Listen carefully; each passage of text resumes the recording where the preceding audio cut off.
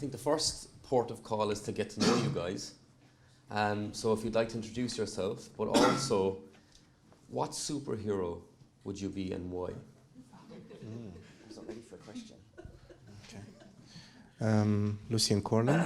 I'm responsible for AppSec in a company called Sage, a company that does accounting, payroll, payments, and people software. Superhero, I watched this film recently called The Boys. Yeah, it's really interesting. It's atypical superheroes. I won't pick one, but I can only say that this film startled me, and I'm re-evaluating my favorite superhero at the moment. I think wanting to be anyone from The Boys says quite a lot about your psychology. Can I swap seats? Sorry. Yeah, I'm Kevin Fielder, See Safe, Just Eat. Superhero would probably be Iron Man, just because toys. Let's be honest. Hey, my name's Noel Dunn. I work for RB, or Reckitt Benckiser. If I was going to be a superhero, I'd be Captain Underpants. So I don't take myself that seriously. But yeah, if I was going to pick one, be that guy. What's Captain Underpants' secret power? It's a pants, yeah. It's more singing, so if you guys have got young children and you've seen the film, but anyway. Thank you, Matthias Madou. Superhero. Unfortunately, I do not watch a lot of movies, and I'm very boring. I'm a super realist, so I do not believe in all of that stuff, so I don't have one. Sorry, Sean. I'm not making your life easier now. Yeah, so we've Captain Underpants, one guy that's re-evaluating his superhero, one guy that doesn't believe in it, and we've Iron Man. Yeah. What's your next question? So, to kick things off, guys, look, security awareness is subjective at the best. We all have our own definitions, so I'd be interested to hear your actual definition of security awareness, but also, where does it start? I'll start. Cool. I think we need to move away from the term awareness for a start, because being aware of it doesn't mean you care. So fundamentally, we do all of this stuff and we're trying to make people aware of things, but give a shit, excuse me, but do they? And that's the thing. So we need to actually get people to care about this stuff and work out how to engage with people, whether it's AppSec, whether it's your wider organisation, whether it's your exec, and work out what will make them care about this stuff and how to engage with them in a way that makes them think, actually, I care about this. Because I think one of the challenges we have in kind of AppSec world isn't that the developers don't care. I think developers do. I think developers are all really passionate about doing a good job, but many organisations are product-led, and there's often a push to get new feature X out the door. You're in a competitive market, you've got to win in the market, all of this stuff, which is great and genuine, but you have to work on how you get the broader people outside of your developer community to understand that, as I think Sam mentioned, or Matthias, that quality, security should be one of your quality components. So you've got kind of resilience, reliability, scalability, all of those things. Security needs to be in there as part of your quality measures. And then the developers can have the time to build the secure part and learn about security and everything else. So I think it's a wider piece first, get your organisation on board with security being a key quality measure, and then you can then spend the time with developers because they'll be given the time because it's one of the measures they're measured against. Overuse of the word measure, sorry. I think the key point is to make it relevant. So, you know, whether it's security or IT, you've kind of got to make security relevant for your particular organisation. Now, if you're one of the fortunate, actually unfortunate guys that kind of work in finance, generally the maturity level from a security perspective is perhaps that little bit higher than, say, the rest of us. So people that work in consumer goods, which RB is.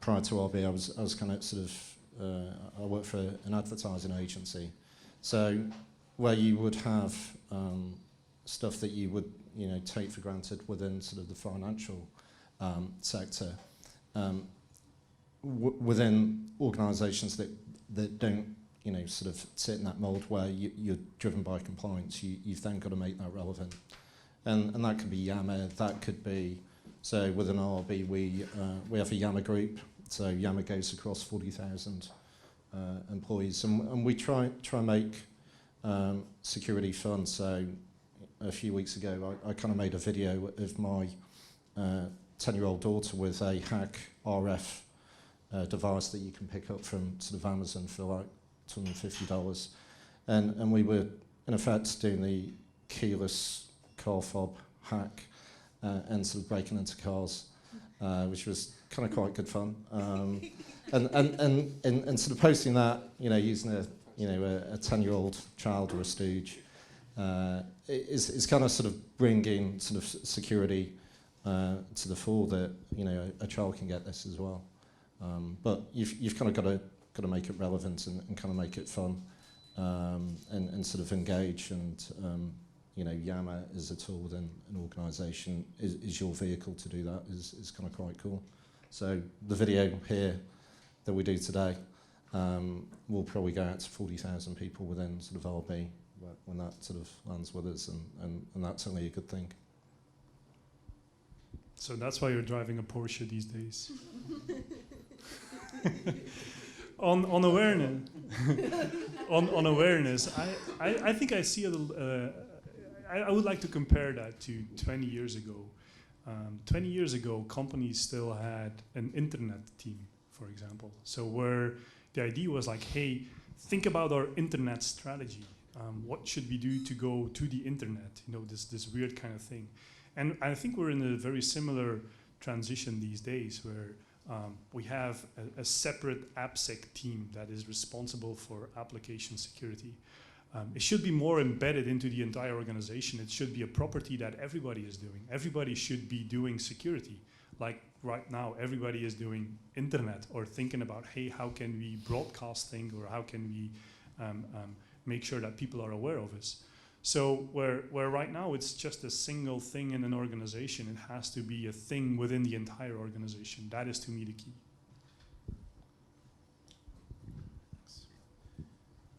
I have a short answer. I think it's about being up to date with what's going on in the world.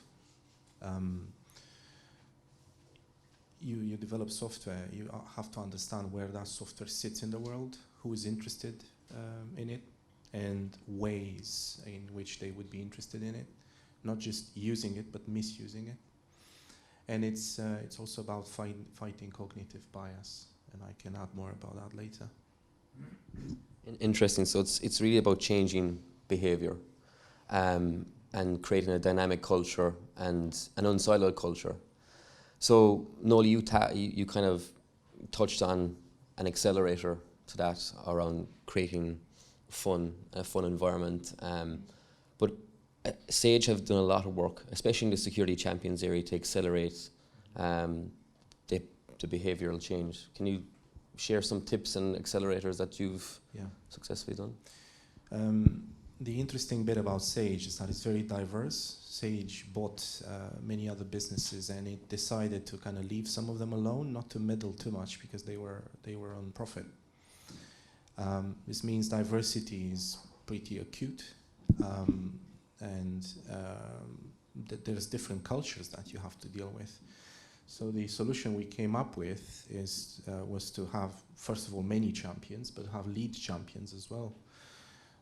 So to a small AppSec team, which is now actually 6 people for 3,000 technology, we need these lead champions to promote what we're doing and what people should be doing about secure coding in Sage.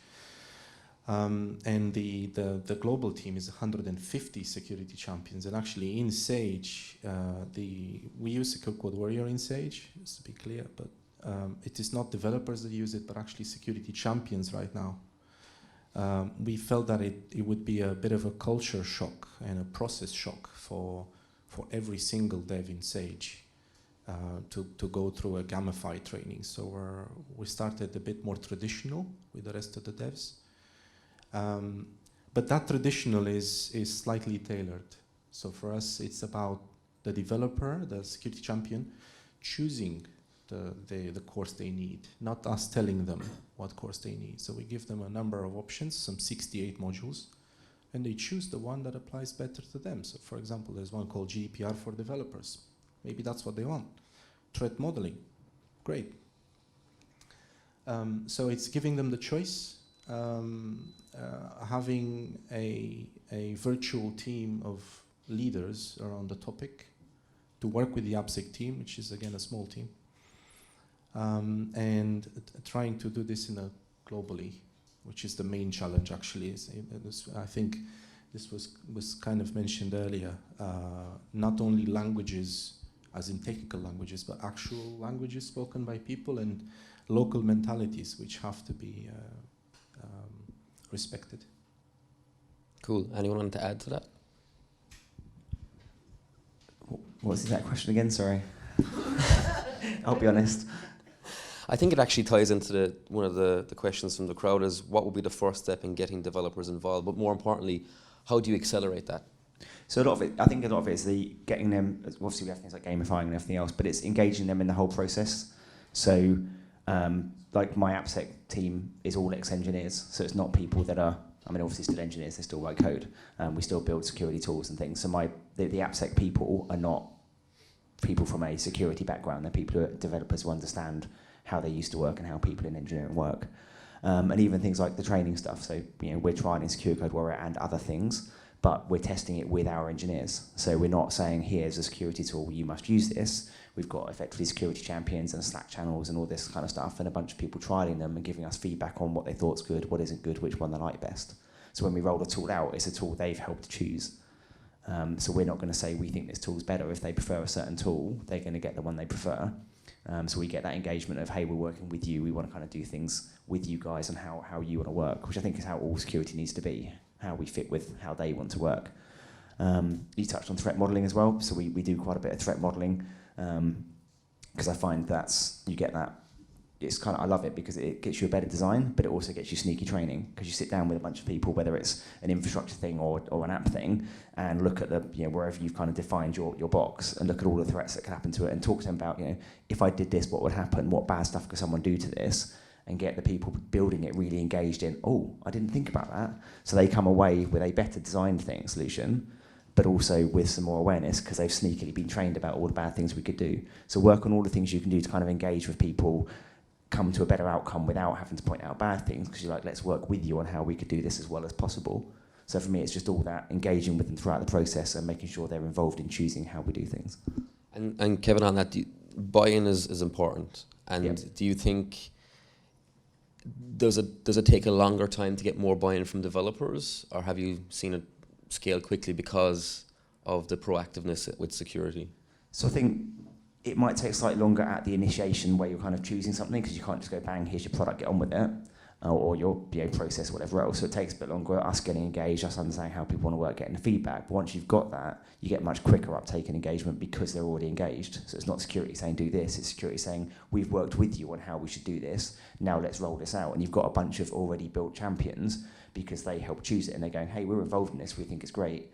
So the rollout and the uptake gets much quicker, even if the sort of initial piece is a bit slower. Thanks, Simon. I think so. We've got a culture within RB where we're allowed to disrupt, and I think my MO, and I've been doing this stuff for a little while, is to go into an organisation and just to set fire to the place. Just Work with me or I'm burning it. so We can edit this, can't we? You've kind of got to sort of make a splash. And I think the first project I kind of worked on at sort of RB was a thing that was an IoT sort of project, and we built 20,000 of these things. And off the back of a bunch of activities that I kind of sort of led, those 20,000 things had to be put onto the skip. But at a cost of over $1 million. And we were, literally, we were stealing bank account records, payroll data. And we kind of sort of built up a backlog of stuff. And we kind of spent a few months doing that. And we then sort of presented that back to the grown-ups and to the organisation. And it's like, wow, you guys kind of know stuff. And it's like, okay, we've had a bit of playtime sort of breaking stuff. Now comes the interesting part, and this is where you kind of take ownership. And it's like, you kind of fix what you find. So it's not just about finding a defect and throwing that over the fence to development to say, hey, go and deal with that. Actually, you're sort of hand-holding the devs to say, okay, we found this problem, but this is the path to green to sort of avoid that problem. And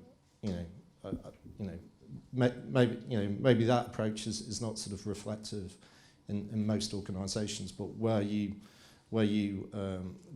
within a company that, as I said, from a maturity point of view, isn't a software house or a finance house. You've almost got to, sort of grab the attention of the grown-ups and grab the attention of kind of your key stakeholders. Blowing stuff up is great, but fundamentally you've kind of got to fix what you find and actually sort of take ownership and leadership and sort of lead them sort of on that path and on that journey. So original question was, how can we engage more of the developers? How can we spread better within the organization? I think there's also a reality that it has to happen. And in a lot of organizations, security just has to happen. If you look at PCI compliance, a lot of organizations, they need to get something going into the organization. So, and on the one hand, we have to make that a reality to developers too, that they understand, there has to be something in place, okay? And once that realization comes for them, involve them in that decision-making process, like how would you like to do that eventually? So they have to do it. There's no way around that for compliancy reasons, but then make something that they are heavily involved with, that they can approve, that they say, yes, this is the way that we see things. We know we need to make an investment, but this is the path we wanna go together. And I think that's the best way to move forward in an organization. First of all, make them realize that something has to happen, because the company rallies behind security. And if it has to happen, how do they see the world? How do they want to approach that? How do they want to be trained or be guided? Or how do they think about security? Involve them, heavily involve them, so that they say, yes, this is the way we see it. Should compliance be a byproduct of a good security culture? Oh, sure, but I'm just picking on one thing, which is compliancy, because I know a lot of financial institutions, they have compliancy as a driver. If it's only compliancy, it's not going to work. It's definitely not going to work. If you just want to tick in the box, do something that nobody cares about. It's not going to work. The company has to rally behind it. But I'm always convinced that yes, it is compliancy. It's a tick in the box, but make it something meaningful. Don't waste your time on just rolling something quickly out for that tick in the box and move on. I would say make it something meaningful that everybody learns, and if you do it the right way, it has a positive impact on everything. Sure. I mean, I think compliance is a good thing. So where you've got, whether it's PCI or GDPR or financial regs, effectively that is your sort of start for 10 in terms of getting stuff done. So even though I kind of sort of view sort of compliance is not quite a dirty word, but compliance, doesn't necessarily equal secure. So compliance is a starter for 10 is great, but it is then sort of driving that and using that in the right way to kind of get your sort of agenda done. Cool. And I suppose the way you position it could be an accelerator. So we spoke about accelerators and really kind of capturing the mindset of the developer, but in your experience, what's the biggest resistance from developers when it comes to engaging in security training or engaging in security in general? I think time and backlog. So, so some of the guys here have kind of said that, developers are there to kind of do the right thing. They're not there not to do security. The issue that they have is kind of sort of prioritization. And they're employed to, build functional stuff and functional components, and sometimes rightly or wrongly, you know, those non-functional areas that cover security, and some of those security user stories may not necessarily get covered. So it's not about them not doing stuff, it's more around sort of prioritization.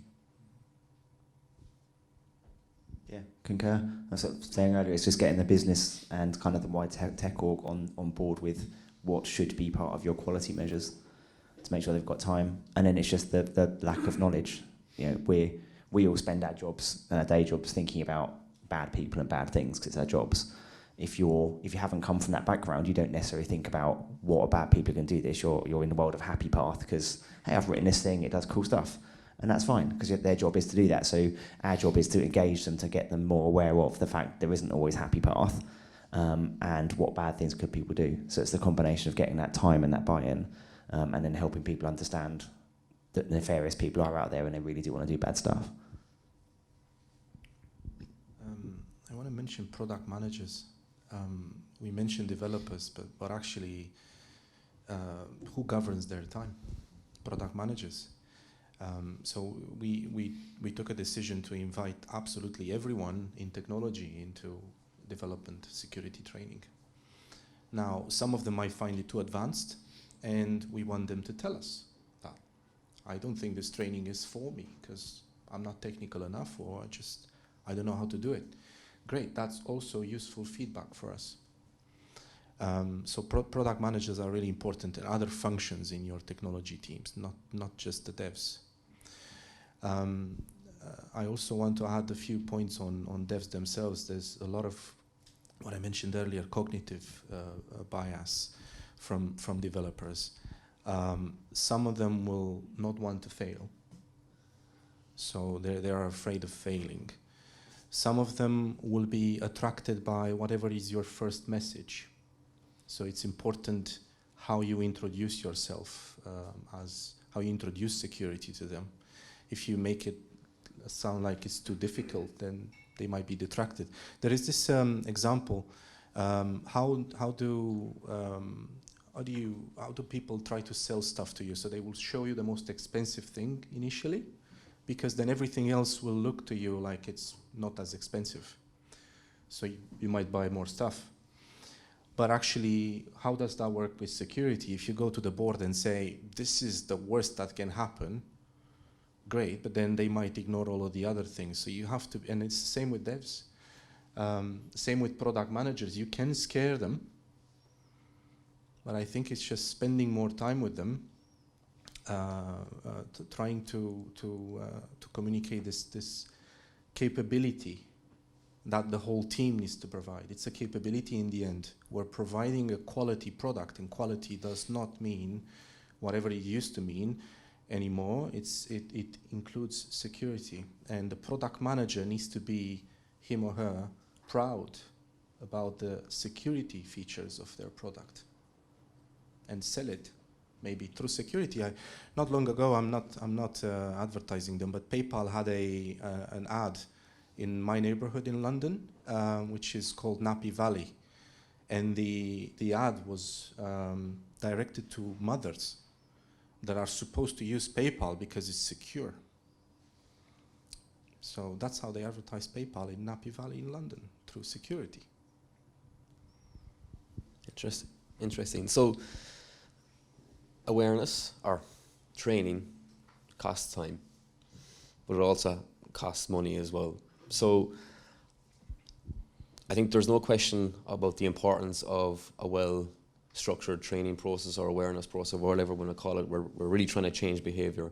So how have you, for the audience, how have you vocalized with the CFO or your CIO or your CTO or even the board to get the adequate resources you need to run a successful program? Okay, so first, I believe the leadership, the board needs to trust the representative of the security team. So normally that's the CISO.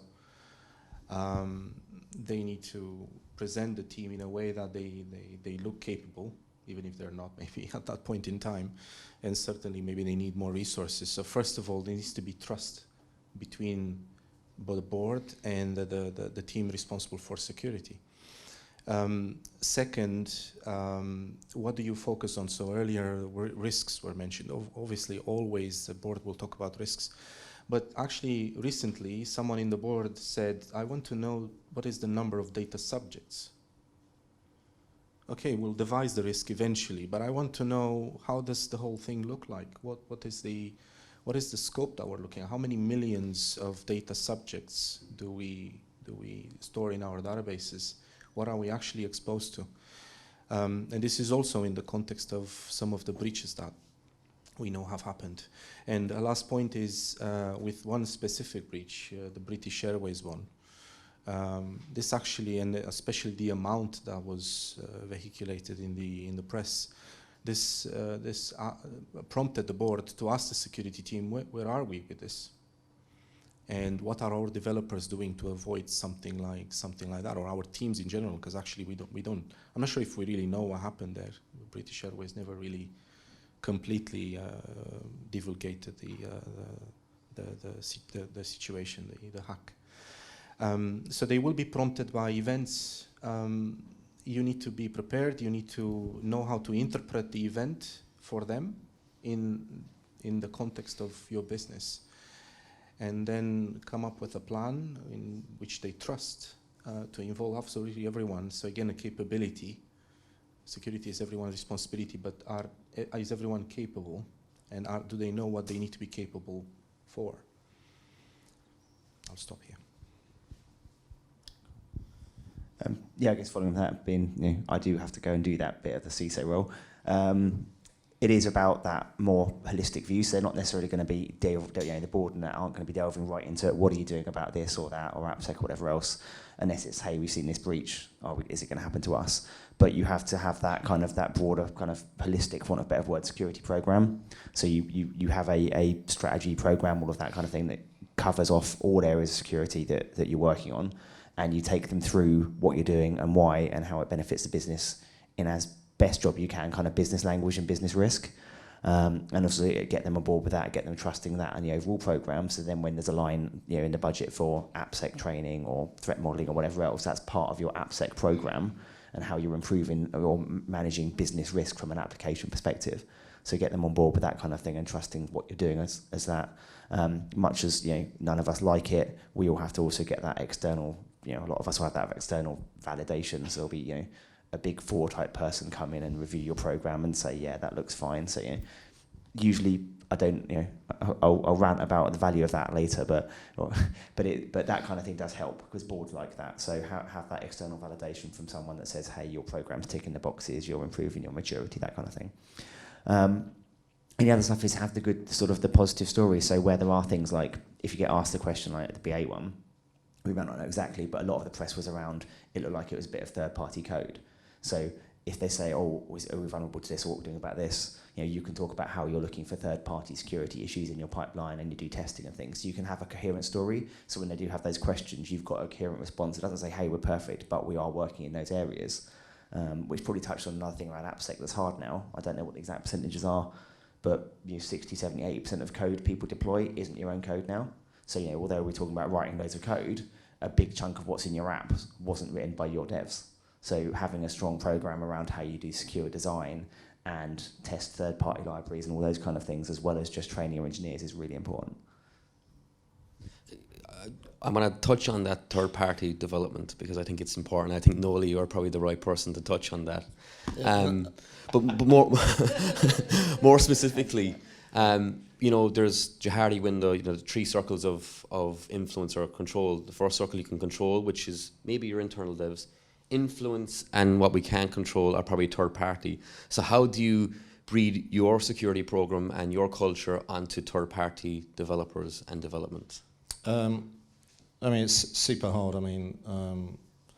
Controlling the devs that sit within your organisation is kind of a relatively straightforward problem to solve, but the issue sort of touched on around sort of the stuff that you don't write is kind of sort of the Achilles heel sort of an RB. So 2 years ago, or 2.25 years ago, we were kind of hit by NotPetya, which was effectively a third-party piece of code that ran out of one of our services in the Ukraine, and overnight that actually, over the space of 14 minutes, that shut down 20,000 laptops and 2,000 servers, and that took 41 days to recover completely from that. It was literally Armageddon, and sort of the write-down costs for that, it was sort of spoke about sort of in the press cost as, you know, upwards of 100 million. So, you know, the issue we have is not just about sort of off-the-shelf products that you sort of deploy within your estate. It's the stuff that people write that you may or may not necessarily have control over, and that's where you get tooling like, so Jeremy Long at Wells Fargo, who has dependency check, and then you've got some of the commercial products out of Checkmarx and sort of Black Duck to do, you know, binary analysis on the stuff of third-party components is kind of cool. But if you rely on, you know, third-party development houses and digital agencies to kind of build stuff, they're going to build stuff as quickly and as cheaply as possible, and if, in effect, you know, the idea of shifting left, you know, the artifact that you kind of get at the end of that is either a mobile app or it's kind of a website, and the practices, you know, that we were kind of talking about 15, 20 years ago are sort of apparent there, and that's you know, that's the thing for us.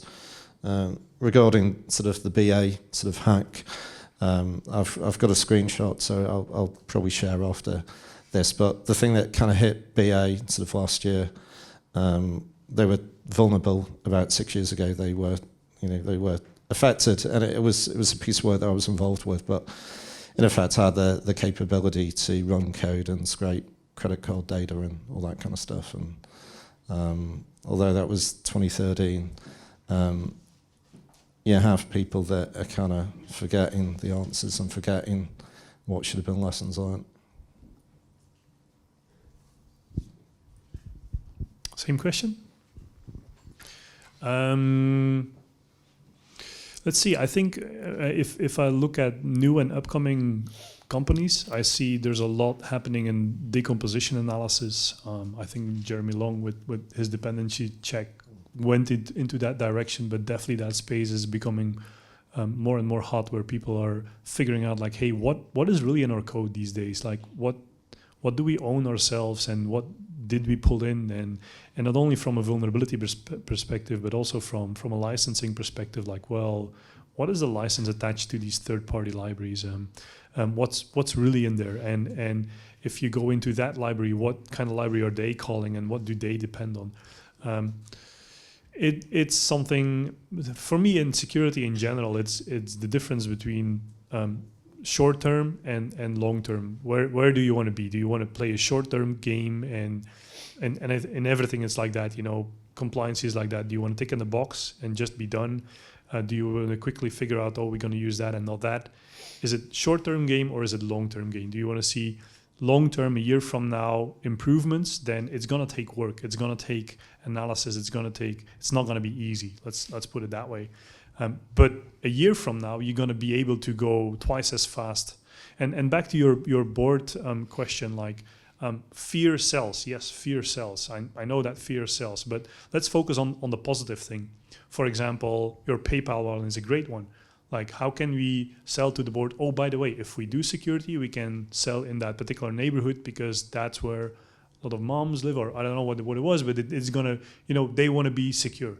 So how can you put a positive message forward, and especially around businesses and to the board, like how can it even bring more money into the business instead of selling fear? So I'm all for more a long-term perspective than short-term. Product managers was another good one. Product managers, they want to do short-term game. If you have a good product manager, he wants to build something for the future that he can be proud of 4 years from now, not a month from now. He's gonna care about what's gonna be released next month, but he's gonna be especially care about where he's gonna be a year from now. So it's all about short-term game versus what can we do long-term. That's good. And I think you touched on an important point is visibility. Providing visibility not to the board, but to developers themselves and even to your third party. And it's a circle of communication as well. So we've touched on how we maybe engage developers and accelerate that. We've touched on the overall culture. We've touched on how we get more money. And we've touched on maybe what's outside of our control, i.e. third-party development. But the three of you've implemented programs. You know, what has been the key output or outcomes from those programs, positive outcomes? And any key learnings that or any mistakes you've made that you can share with the audience today? Obviously, the positive outcomes, engagement. And I think as we touched on before, it's compliance training. Like as we touched, developers and engineers are intelligent people who like solving problems, like learning things. I'm firmly of the belief that compliance training, not all compliance, but compliance training for devs and your organisation has never moved the needle from a security perspective, ever. People just go next, guess the answers at the end, tick the box, right? It's just pointless. So you have to try and throw as much of that out the window as you can, because they hate that. And even if your compliance training is some sort of tick box you have to do, they associate it with it coming from you. So get rid of it, work with your people team, your HR team, whoever owns it, and try and get rid of as much of the compliance stuff as possible, and then work with them on things that they enjoy more and that they feel they're learning from. And then hopefully, as we touched on, if you do good security, you get compliance. So you do good things and do the right things from a security perspective, you're going to get the output because your engineers like your training, like your threat modeling, like your engagement. And all you've got to do is have something that links into AD or whatever, and you go, look, here's the proof they've all done it. Great, tick the box. But they've done it because they're engaged. So get rid of anything that they don't like as much as possible. Work on engaging with everyone in ways that they want to work and things that they like. As Sam touched on, gamification is also cool. I don't think it actually necessarily relates back to people playing games. People just don't like to be last in a league table. So regardless of whether people play computer games or not, whether it's your awareness training, we have a thing called scorecard for all of our components. So every single component gets a scoring scorecard for like reliability, some testing stuff, security, and a couple of other things. So there's just a page that everyone can go to that has each team and all of their components and everything from like an A+ to an F for their scores on different things, and we own what feeds under that. So kind of SaaS, DAS, pen testing, whatever else feeds into that, and it really works. We have people who sit there and go who will talk about what was in the last sprint and how they fixed scorecard issues in their sprint. So it takes away from us going, you must do this, to it just being part of how they work and how things are scored. And we don't have to run around saying, you've got to do X. I don't have to try and raise JIRAs for engineers or anything else, which is just horrible. We just put stuff into the scorecard. We work with them on things. And we'll tap people if stuff doesn't work, but they're much more empowered to go, all right, here's an issue, here's something, I can fix it, and I'll fix it in the best way for me or my team, rather than security coming and telling you how to do it. So just find different ways to engage and use ways to get people to want to fix things and want to work with you. And I think, as you just touched on, another talk about the benefits. So one of the big benefits is speed, right? If you have problems and you find them at the pen test stage or when they're in prod, or I want to release this tomorrow and there's all these high vulnerabilities, you then have a bunch of running around trying to fix stuff, things have to go live with risk, people run around going, who can accept the risk, all of this pain and slowing things down. Whereas if you just find stuff earlier and make it part of the process, you can deliver stuff much faster with much less risk and much better performance and everything else. So focus on those benefits and demonstrate over time that stuff is getting released with less problems and less challenges. Sorry, I'll shut up now. I'll just say we had somebody from marketing say, can I add security to the presentation of this product? And they asked the security team. We said, okay, so what do you know about security, we asked. Well, it's secure, right? So whoever is going to use it is going to feel that this is a secure product. Great. So can you confirm it? Because we don't want to write it, though, if you don't confirm it to us. It's ticked, yeah. So we went into this interesting dance of us explaining kind of what we think security means and what they understand through security. It's always an interesting relationship between security and marketing. But we did get some other people involved as well, product managers and a few security champions. And then the discussion got a bit more interesting because they were slightly closer to marketing. They maybe spoke a few times before. They kind of knew each other. So the message eventually was understood by marketing, and the final phrase was transformed in a way that was speaking the truth, and in a way that the marketing people actually understood what we meant by that word secure or security. And to answer your question, I would say one of our biggest gains is this capability. Just having everyone understand that there is a little bit that they need to do, a little bit more that they need to do, and eventually not even realizing that they do it. I mean, we say security champions, but I would say maybe 3 to 5 years from now, in Sage, I don't even want to call them security champions anymore. I just want to say, yeah, stuff is secure. And who does it? Well, everybody does it. This also creates a bit of having security champions. People will be people all the time, so we'll say, oh, we've got a security champion. Oh, that guy's super smart. So he's in the team now. We write the code together. I don't need to care about security because the security champion is right here. So it creates this false impression of kind of security is already taken care of because this guy is here or this lady.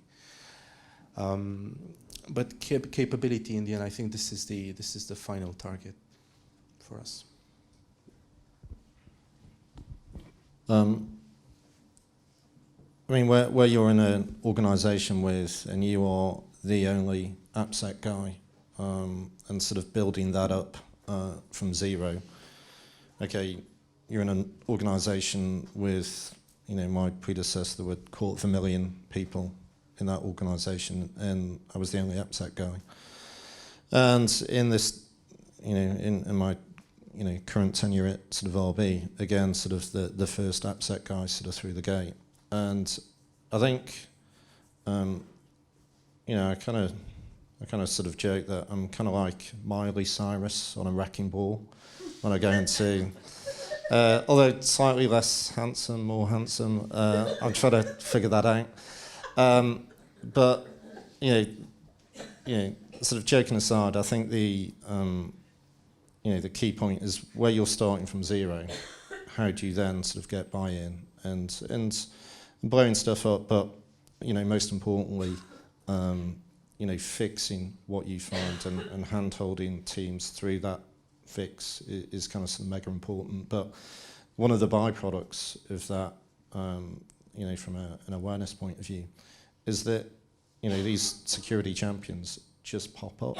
You're not sort of going around and saying, right, Joe or Mary, you're going to be, a security champion in my organisation. Actually, people will kind of gravitate and like the stuff that you're doing and saying, hey, how do I know, a bit more about this stuff? How do I then sort of, take on board security and get that done within my sort of products and programs of work? And it's almost that byproduct that, I don't think you can go out and say he or she is going to be a security champion. Actually, if you do some good stuff, people are naturally going to gravitate to you and ultimately do the, do the right thing. And I think the big plus or the big positive for us is, doing our stuff. People are coming to us and engaging with us to do security activities within the stuff that they do day to day. That's a really nice dynamic. It's like a story where security was in the dungeon before. Now you're actually let out into the light, and then you've engaged with developers and i.e. security champions. So you're starting that process with the long-term vision, like Lucien has, is that security should be seamless, and it's done naturally. It's embedded and it's a habit. So I think that was a nice story of how we can actually move the needle. And actually security being a business asset rather than a cost center is a really important takeaway. And it's true that awareness, both from the dev but also from the top level as well. I think, guys, we're just after 10 o'clock. I know there's more questions on the screen. Especially, I really like the one around if you had money on it, do you think SQL injection will be written into code in 15 years' time? Yes or no?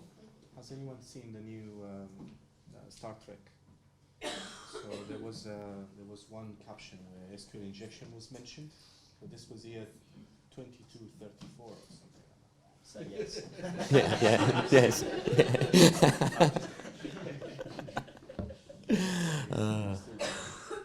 It's like when they used Nmap in one of the Matrix films. They were exploiting, was it SSH vulnerability that apparently was there for like 300 years, but anyhow. Security in Hollywood, who'd knew it?